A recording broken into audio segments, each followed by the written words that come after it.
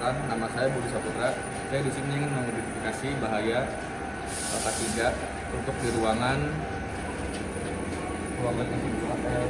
titik 1.02. Langsung saja, untuk bahaya yang pertama itu di sini. Kenapa di sini? Karena sendiri itu gampang terpapar oleh Instagram. Di sini, Instagram di sini. Jadi pada saat proses ini gampang tertangkap dan kamu itu panas. Maka dari itu solusinya untuk mengoperasi ini wajib memakai APD. APD-nya itu wear pack, terus celana panjang, terus sepatu yang tidak mudah terbakar. Setelah itu untuk titik bahaya yang kedua ada di mesin bubut. Kenapa di mesin bubut? Karena pada saat memprosesan mesin bubut, gramnya bakal keluar, terus bakal terkena kulit. Nah, sama untuk solusinya itu, jadi wajib memakai APD yang seperti saya tadi bilang di mesin giling, wear pack, terus celana panjang yang tidak mudah terbakar, terus sepatu yang tidak mudah terbakar. Setelah itu untuk alat titik bahaya yang ketiga ada di mesin giling. Nah, kalau mesin giling juga bahaya ya, karena saat pemprosesannya itu dia pasti ada percikan api di sini. Nah, maka dari itu saat melakukan proses grinding, solusinya wajib memakai APD ya, sama seperti yang tadi, wear pack, terus celana panjang dan sepatu yang tidak mudah terbakar, dan wajib memakai helm agar kepalanya tidak terkena percikan api saat pada proses grinding. Sudah segitu saja, terima kasih. Kurang lebihnya mohon maaf. Wassalamualaikum warahmatullahi wabarakatuh. Halo, saya Nadia Utimara. Di sini saya akan membahas sedikit mengenai service introduction yang ada di lingkungan kedua. Yang pertama akan saya bahas adalah di sini sudah tersedia apar. Jadi jika suatu saat terjadi sesuatu yang tidak diinginkan seperti kebakaran, itu sudah ada apar, dan saya cek aparnya coba masih berguna dan aman untuk digunakan. Selanjutnya di sini ada aparnya bolong. Nah, ini akan berbahaya jika suatu saat terjadi ada benda jatuh atau hewan yang jatuh seperti tikus atau serangga yang jatuh, akan berbahaya. Nah, selanjutnya di sini ada atap yang berjamur dan kelihatan bolong sedikit. Ini berarti kan pelapanya lembab ya, sehingga berjamur, dan dikhawatirkan akan kelamaan akan jatuh menimpa manusia yang di bawahnya juga akan sangat berbahaya.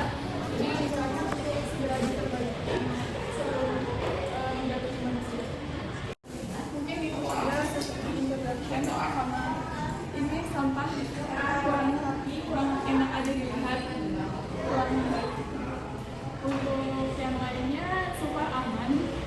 Jadi mungkin itu saja yang dapat saya bahas. Terima kasih.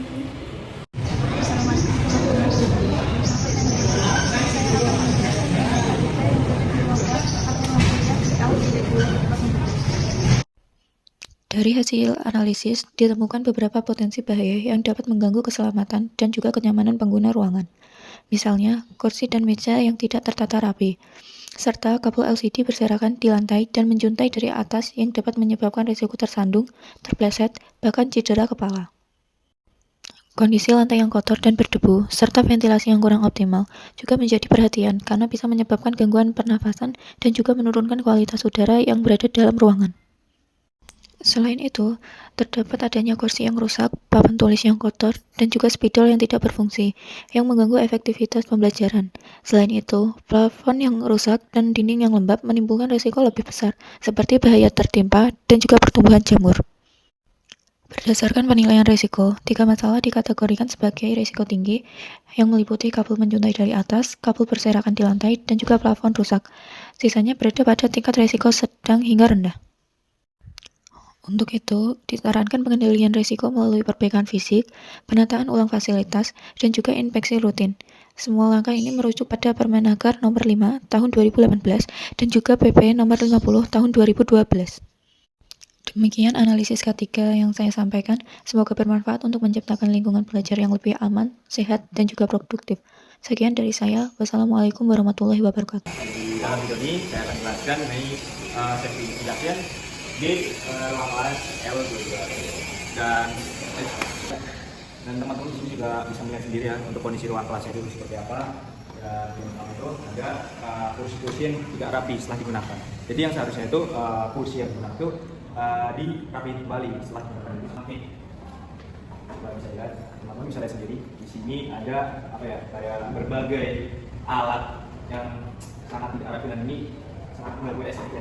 Nah, seharusnya itu bisa diletakkan kembali pada tempatnya, atau misal tidak ada tempatnya, ini saran saya untuk pengelola gedung kalian, tolong kan, saran ini Pak, saran biar apa ya, kayak ada tempat-tempat buat wadah atau seperti ini Pak. Jadi karena di sini tidak ada mungkin ya, letakkan di sembarang tempat, jadi seperti itu. Lalu yang selanjutnya ada, nah ini dia nih, yang sangat berbahaya, ada saklar yang mau copot.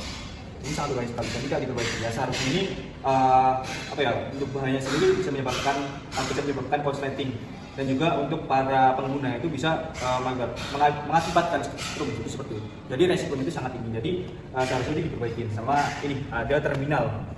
Ya, itu ya, itu sekali nih. Terminal diletakkan di atas bangku yang seharusnya itu kursi ini buat tempat duduk tapi buat tempat terminal ini. Dan ini yang seharusnya itu mungkin ya, lagi pada pengelola Bapak di gedung ini mohon nggak diberi tempat-tempat untuk terminal seperti ini. Teman-teman bisa lihat sendiri ada 2 buah kursi di sini, 2 buah kursi yang sudah rusak.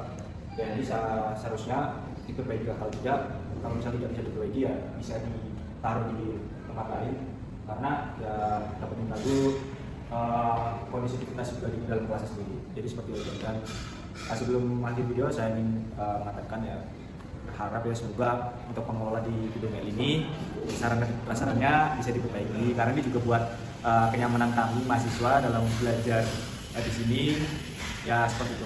Terima kasih.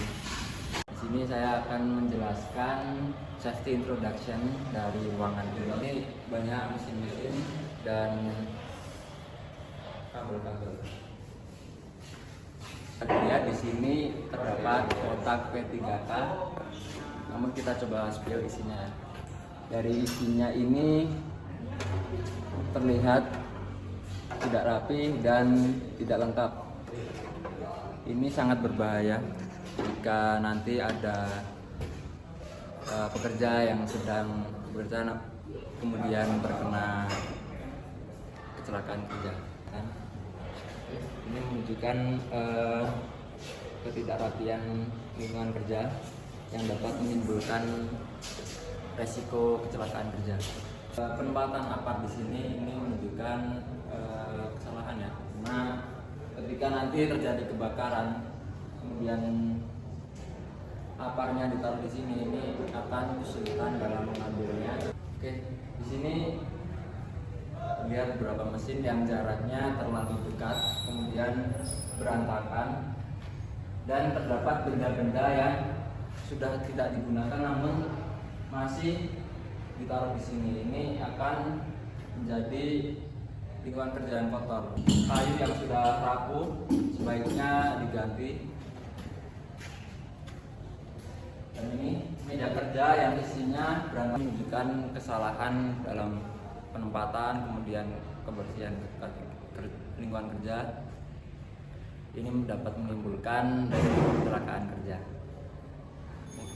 Mungkin itu saja safety introduction. Saya Galita Sinaria. Assalamualaikum.